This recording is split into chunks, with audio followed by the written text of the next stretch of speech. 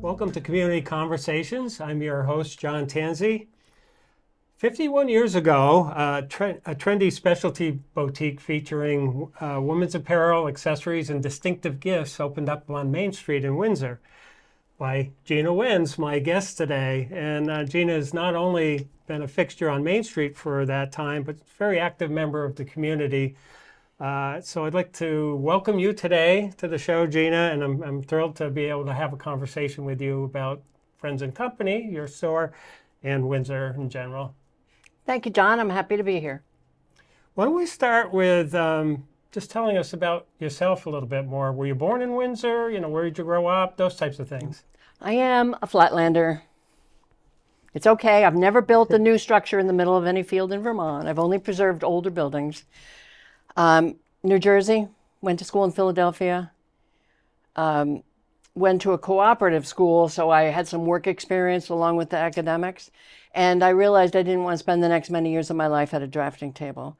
So my brother, who was teaching at Windsor High, had a farmhouse in Cornish, and he offered me a room to sleep in and a room to work in, silversmithing.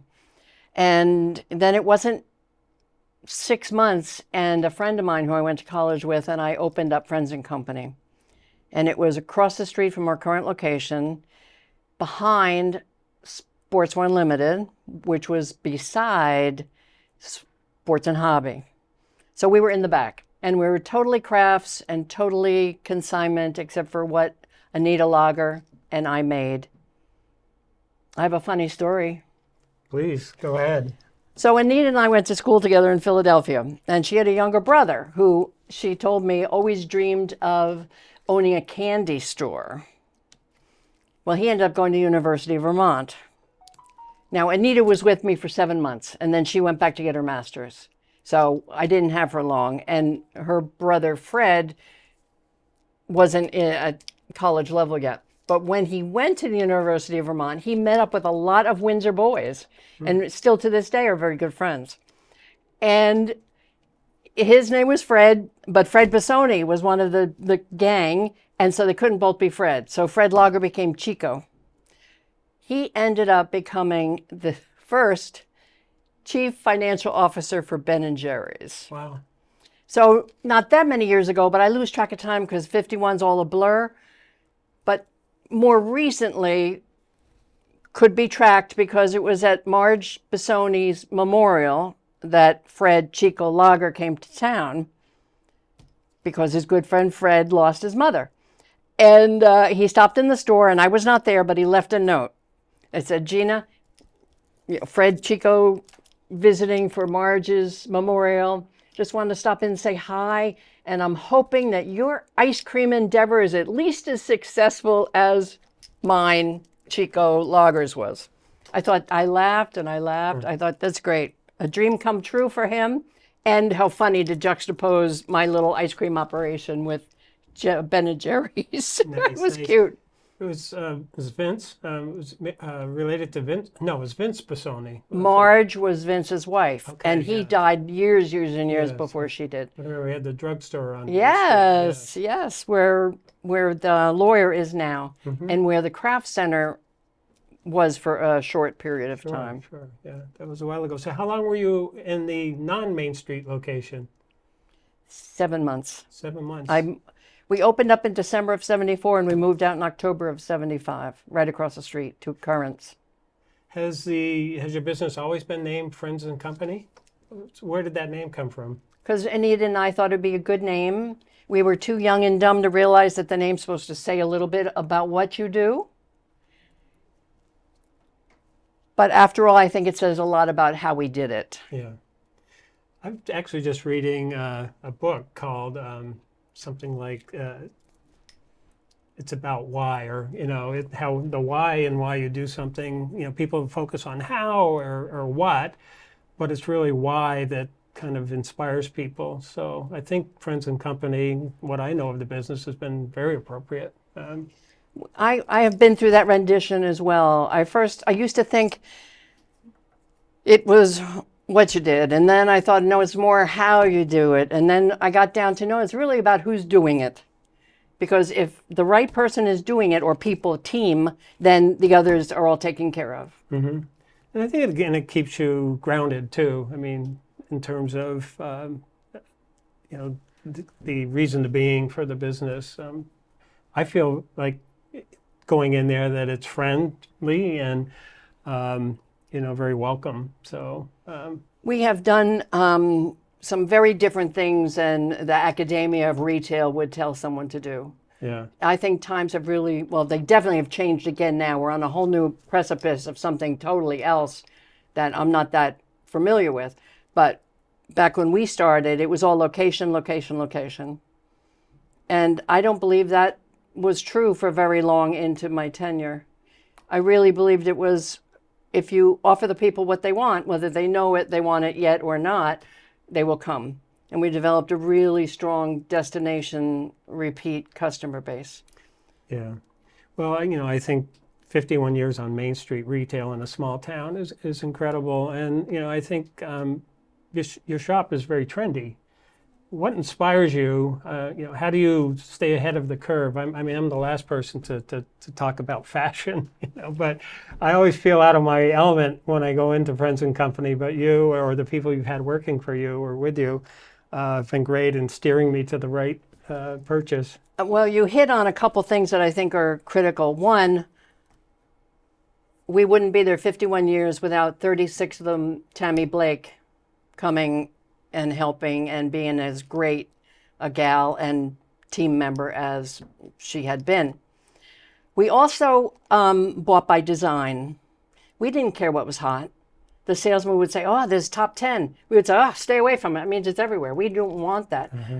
I think Windsor's success, retail-wise, is serious components of not offering what you can get on every street corner. Yeah. Because why would you have a paint store in Windsor, Vermont? Right. So whatever, it has to be different. It has to be something that's well designed, well executed, and finally at a price people can afford. It's all part of the design process. And you asked what inspired. I started when I was 21 years old. I didn't know a lot about a lot, but thinking about your questions, I thought, what did I come to the table with? And I would say the one thing truly I came to the table with was I know good design. Mm-hmm. And what that means is I can see bad design a mile away. And another interesting thing about Tammy and I, when we would go to shows, we really were a good blend. When we would go to shows, we wouldn't consult with each other. The salesman would often say, you two are too much. You're both shaking no at the same time without looking at each other. You're both shaking yes without looking at each other. We were copacetic that way. I tended to be a little more dramatic, a little glitzier, and Tammy tended to be a little more natural. We did some psychogeometry. Have you ever done any psychogeometry? Yeah. It's about personality, and it can be just talked about in shapes. And basically, I'm a squiggle, and Tammy's a square. And the square means you're very even, you're very balanced, you're just a great, even individual, Ms. Blake. And I was more of a squiggle, a little more drama, a little more on the edge. Sounds like very complimentary partnership. But we did agree on just about everything that came in that store. That's great. And can I talk a little bit about fashion? Yes. Don't buy any fashion. It's expensive. It is so trendy that it's going to be out next year. You're going to have wasted your money. It's much more about style. And style is no more than becoming yourself on purpose. Fashion is the houses want you to wear what they've got on the shelves, and it's mostly black. Tammy and I are real color girls. And the thing about color is it's so individuated, and it is a science, no matter what fashion tries to sell you. And fashion's all about selling.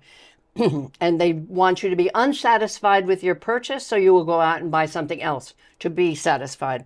We spent a lot of our time getting people into the right garments that suited their body structure and their fashion personality, so that they liked it. They got compliments. They came back. It's a simple equation. It's science. It wasn't. And the other thing about black clothing, the fashion houses cut everything in black because they won't go out of business. Particularly as they have sold most American women on it being thinning, it being basic, it being sophisticated. And it's none of those things unless you are one of the lucky people that can wear black well. Other than that, not so much. Color is the answer. That's the first lesson I've ever had about fashion or design. So thank you. Well, color analysis has been around since the early 80s, but it ebbs and flows, and now it's very hot again. There's a whole younger generation that wants to know about the science of color. And I feel really, I used to be a poo-pooer, a naysayer about it because I thought I knew color. I thought being creative, that I thought, I know color. What is this, some sort of marketing gimmick? Well, Miss Maggie Neely dragged me to a week-long presentation of class, and I left there totally humbled. It was such important information, and I was so glad to have learned it that I really wanted to. It's for men too, but men tend to shy away from it more than women. And I felt it was so important that a dream would be to have every 11-year-old girl colorized, so that it solves so many problems in life. It's just it's science. Well, I always know when I went in, and usually I was buying for my wife, Nita, you not only would help me kind of navigate the options, but know Nita and kind of what she might like. And I was always successful after venturing to your shop. It helps a lot to know the customer. Yeah. But it's also, since it's science, you don't have to know the customer. You just have to be able to ask the right questions that then hopefully the husband, the boyfriend, the gift giver can answer them in some sort of right way, so that we can steer them. No, don't do that. Oh my God, no, she's not going to like that. And how about this? Or, and we would explain the reasons why, and their head would be shaking. You're right. You don't know my wife, but yes, you know my wife. Oh. You mentioned Tammy Blake, Maggie Neely. Are there other people that have, whether it's with the business or just kind of in your life as a professional, that have been mentors or have helped inspire you or guide you? I had a fabulous professor in college that helped me with the whole design business, science of design. Keith Newhouse, he's no longer with us, but he was the bomb. Tammy, certainly, in retrospect, and all along. For fun, a little while ago, I started writing down all of our past employees. Over 50. Wow. Young ones. And then I had 15 adults over the span of the years. And I thank 99% of them, and the other percent we will not speak of. Okay. I wouldn't say they were mentors, but one thing I would like to share is we were never hierarchical. I was never the boss with the lead hand. It was always team effort, and was always on the lateral, and always in on the decision making, and always. I wanted everyone at Friends and Company who was behind the counter to use their good brain. I did not want them to rely on the machine, and so much of retail is you got to put in the number that the customer gives you for cash, and then the machine tells you how much you get back out, and it's only as good as the old adage of garbage in, garbage out. Right. Tammy once explained to me an experience she had out in the marketplace where the person at the register said, "No, you gave me a $100 bill," and she said, "No, I gave you a 20." The kid wanted to give her change for a $100 bill, and that kind of thing. The cashier was not using their good brain. But good brain can be used in all assets when you're interacting with people. So I really needed to instill that in our team. And just something as simple as making change. That's a big training hurdle these days. It's the customer wants to know they're getting the right change. The bigger the bill, the more they're looking at it. And so I think it's good for the brain too, to work numbers backwards, working forward, working backwards. So that was another little things, a lot of little things added up. We gift wrapped. We did the penny candy. Mm-hmm. It so much of it was old fashioned. We sold out of old fashioned counters. The infrastructure, the furnishings were antique. But our service was old fashioned. And we used to take new hires around to show them how customer service should not be handled. As we would talk a lot about how important customer service was. Customer service has always been excellent, and the gift wrapping is very distinctive, colorful, and We nabbed a lot of male clientele by gift wrapping. did a great job with it. You still do. I mean, so this is 51st year. Will it be a 52nd? Please God, no. Only if my hip operation gets in the way, but it won't be long. I mean, it's a matter of how quickly I can empty. We're going to have a big going out of business. I just can't say the date yet because this hip operation's gotten in the way. Okay. So we'll do a big splash. We'll have a lot of fun. It'll be a celebration, not, oh, I'm so sorry. Yeah. It's not that at all. It's time. We had 46 really good years and then 5, And then the most recent 5? Oh, yeah. Oh, yeah. COVID has been, Yeah. COVID just blew us up. Yeah. They, of course, shut us down because we weren't Walmart. We must have been a lot dirtier than Walmart. And there were no shows. Massachusetts shut down their shows, and then they moved to New Hampshire, but it was still long into the event, and you couldn't get product. And I actually was going to go out of business before 2020. March was when we heard about COVID. I was going to come back from Arizona and go out of business. But there was a gal who wanted the name and the building. But then COVID hit. And human nature has it that people go running in that kind of time. And then people ask me more recently, are you going to sell? And it's as simple as, you can't sell a business on 5-year-old numbers. Yeah. So that's the end of that story. But I'm okay with it. I'm ready. I want to go do some fun, fabulous things. Well, I know in addition to running the business, you've also been very active in town. You're on WIC. You're one of the creators of Moon Dance, the festival we had in the fall.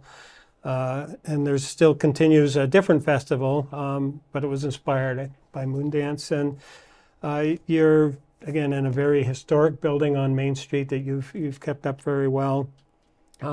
What are some of the ways you've been and continue to be involved in the community, and why do you do that?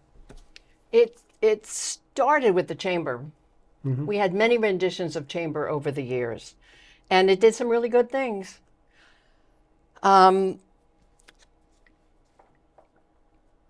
I love Windsor.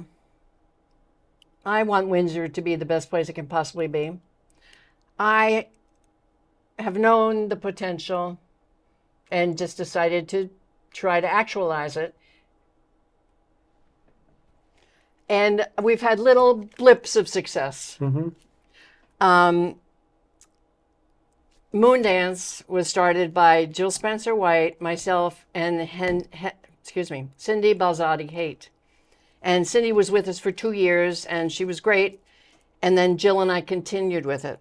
And I'm so glad there is a continuing festival. It's so important. And we need to have some more. Yeah. We need more.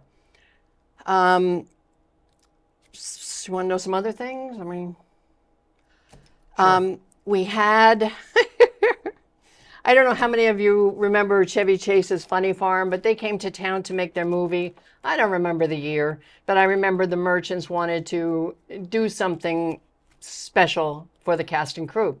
So we put together all these merch bags that had the covered bridge stamped on it, and inside of it were all these great gifts from the merchants, not discounts, not junk, real Vermont type, welcome to Vermont type gifts from many of the merchants in town, of which we had more at that time. And so they made their movie Around and About, and then as they were getting ready to leave, we wanted, which we had planned from the very get-go, even before, we wanted to say goodbye and thank you very much. So we decided to have a parade, and we had a great committee with a lot of people who worked really hard. And so we had a parade, which was very, I don't know if anybody ever has a video of it, but that would be something to bring up from the coffers if anybody does. And then at the end of the parade, we brought everybody up to the common, and we knew we couldn't do Hollywood any better than Hollywood could, so we decided to stick with what we knew. And we had a chicken barbecue with some entertainment, barbershop quartet and whatever. But this, I get a kick out of this. This is an unadulterated photograph of the masses of people who came to the parade. I was in the crowd there somewhere. I recall that. And it went south and it went north. Yeah, it was 1987, 1988. That makes sense. Time frame. And it was just great fun. It was great fun to be a part of it. And also,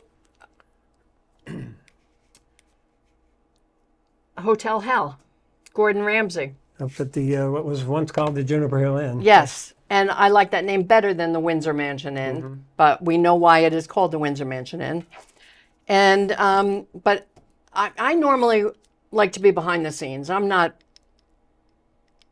You're not in front of the camera. I don't like it so much. Okay, well, I'd rather be in Paula's situation than in my situation. But so those were two outside events that we decided to make larger. And then when the bridge was closed for 9 months, that was tricky. We lost 50% of our market. That was tough. They changed their banks. Yeah. The Cornish and all of New Hampshire, Plainfield, Claremont. Well, Claremont had their own, but Plainfield and Cornish changed their banks. They changed their post offices. They changed Probably the hospital. their hairdressers, hospitals, everything. And so that was a trick, getting them back. So when the bridge was reopening, we did a smaller bag with the bridge imprint on it and did a similar gift welcome back. And we stood at the bridge and handed them out as cars were finally coming back after 9 months.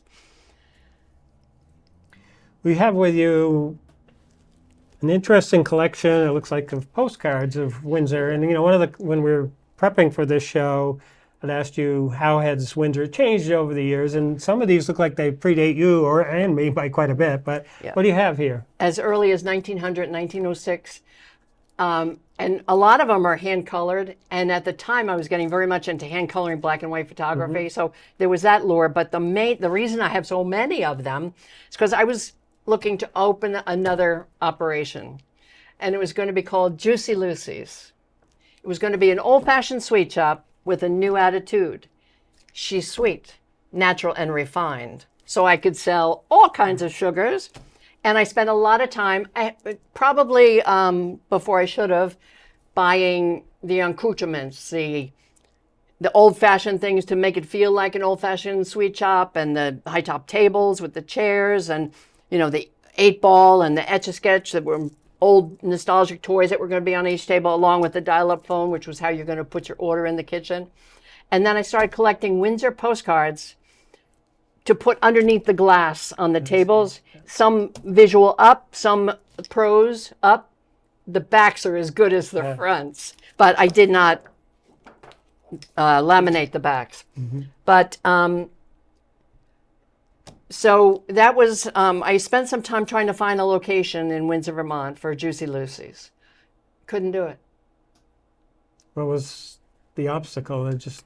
I don't know if it's true, but it certainly made a lot of sense when I started figuring out the parts and pieces.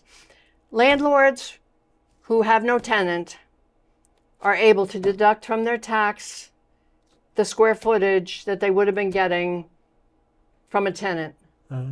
So if it's $10 a square foot, which it isn't, they multiply times the empty space, and they get to take that off the bottom line of their annual taxes. That law needs to go away. Because in a town like Windsor, it's more beneficial for a landlord to do that, perhaps, than it is to start with a lower rent and maybe work on accumulated rent as a tension business between kind of that tax benefit versus having a rent that's affordable for somebody like you. Right. And I had already had a track record in Windsor, so it wasn't like I was an unknown quantity. So I felt that was too bad. And then another time I started a little operation called RE Cycled, and that was fun. And I made a deal with the landlord. This was long after Juicy Lucy's idea. And I made an idea with a plan with the landlord that a very low rent, kick me out when a better deal comes along for you, of a serious tenant. And so I was kicked out after a year because John Ball came in with his antique shop and the auction house. And I was very glad to have him beside me. So that was Let me another just little prop operation. one of these up so you can, Sure. folks can see, Sure. maybe a couple of them. I don't know if, A lot of structure, a lot of landscape. I've got over 200 of them. You know what I thought I would do? I thought I would learn sublimation printing and partner with somebody, I don't know, let's talk. Historical Society makes sense. WIC might make sense. Any number of nonprofits in town. I was thinking about printing some of these images on very saleable items that could be a fundraiser for any number of groups in town. I don't think the same group, or I don't think different groups should have the same exact product, but at any rate, that's all a discussion for another time. And yeah, so you have another handout or a this prop is here. new news. New news. Preservation Institute and Judy Hayward made this new walking tour available. It's hot off the presses. I think this is like #1 copy or #2 copy, and it's updated from the last one. This one is going to be free, and we have been compiling a list of places for distribution. And if anybody has any ideas, please let me know, and I will get it to WIC. This is a publication that came to us, WIC, through Preservation Institute and Judy Hayward, but WIC has made it available and is going to be making it available for free. And it's fabulous. It gives you, I mean, every important structure in town, who owned it, anything special about the location. But a lot of it has to do with the architecture. That's the main impetus, and architecture through time, and how blessed we are in Windsor, Vermont, to have such a pristine selection. And that's another thing that's great about Windsor. Our two big factories, they were placed so beautifully before there ever was an industry called city planning. They are so well hidden, and our flow is so wonderful, and our architecture, as I said before, and I'll say it again, it is phenomenal. If you get out and drive around, you can start to appreciate Windsor's gems, and the fact that we didn't tear more down than we did, and the fact that we got really poor at the time when most main streets in America were bastardizing their storefronts. And so we didn't get plagued by that. So again, it's a part of why I love Windsor. I'm going to just mention WIC is the Windsor Improvement Incorporation. Thank you. Windsor Improvement Corporation. Yeah, so it's a group that's a nonprofit that's dedicated towards revitalizing and future economic development for the community. We are the economic development arm of Windsor, and I would say some of our most recent development would be Central and Main. That was spearheaded by WIC. The new apartment building, 25 apartments in the building called Central and Main, right behind where the diner used to be. That's a funny story. Back when we were talking to the developers, and Teresa from the diner had the building for sale. I suggested to our board that we buy it and move it so that it wouldn't impede on the design flow. In other words, it was really crimped because I had to work around the diner. And I thought we could solve two problems with one. but the developers decided they did not want to be responsible for putting the diner out of business. We weren't going to put the diner out of business. It was for sale anyway. We could have found somebody to run a new diner because Teresa wanted out. But now Teresa's back wholeheartedly. She's decided to move the diner, which is kind of like, yay, oh. But at any rate, we're excited that we're going to still have very the diner. nice, yeah. And part of the reason I wanted to move it, aside from the design component of the new building, was I didn't want somebody out of town to move it out of town. We needed to keep it in town. Yeah. So at any rate, both were accomplished. So Great. It's definitely a one more thing about addition. economic development. Central and Main, the Depot Shop on Depot, and retail and manufacturing, fabulous. And Blake Hill's new expansion doubled their space or more. Have you been in yet? Yes, it looks really Beautiful. nice. Yeah. It's beautiful. If you haven't seen it, go. So Blake Hill Preserves at the At the See It Made Artisans Park. near Harpoon Brewery. We're at a half hour already. It goes fast. I'm going to ask you to, do you have any like words of wisdom or closing remarks? I mean, I could talk to you forever, and I've had a couple of recent long conversations with you about Windsor, and maybe we can do this again sometime. But as you think about, kind of reflect on the business, your time in the community, and kind of the future, how would you like to leave this conversation for the people that were viewing this? I wish the best for Windsor, Vermont. I will continue to be available if anybody wants that availability. I am not short on ideas. And I just would say